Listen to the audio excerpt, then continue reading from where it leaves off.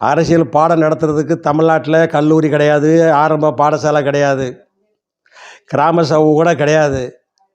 சும்மா ஏறி நின்று எதையா கத்த வேண்டியது, ஏச வேண்டியது, 4 பேரை திட்ட வேண்டியது, விமர்சனம் பண்ணுறவங்கள திட்ட வேண்டியது, ஏச வேண்டியது. இப்போ தேனியில் ஒருத்தர் வந்து பேசிட்டு போயிருக்காரு, டே வா ஊ ஆன்னு. அவரை அடிக்கிறதுக்கு 10 பேர் ரெடியாக இருக்கான், இவர் அடிக்கிறதுக்கு 10 பேர் ரெடியாக இருக்காங்க. இதாங்க சமுதாயத்தில் இப்போ ஓடிக்கிட்டு இருக்கு. விமர்சனங்களை தாங்கிக் கொள்ள முடியவில்லை யாரையாலும். அப்போ ஏன் பேசுகிறீங்க?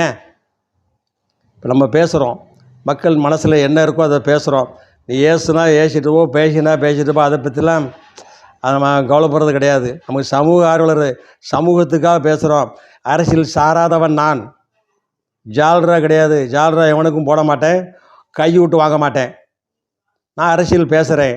அரசியல் யார் வேணாலும் பேசலாம், கல்லூரி மாணவர்கள் பேசலாம், மாணவிகள் பேசலாம். அரசியலில் ஈடுபடக்கூடாதுன்னு தான் சொல்லியிருக்காங்க. எச்சரிக்கையாக இருங்க மக்களே. இளம்பெண்கள் மிகவும் எச்சரிக்கையாக இருக்க வேண்டும். இளைஞர்கள் சுற்றி கொண்டிருக்கிறார்கள்.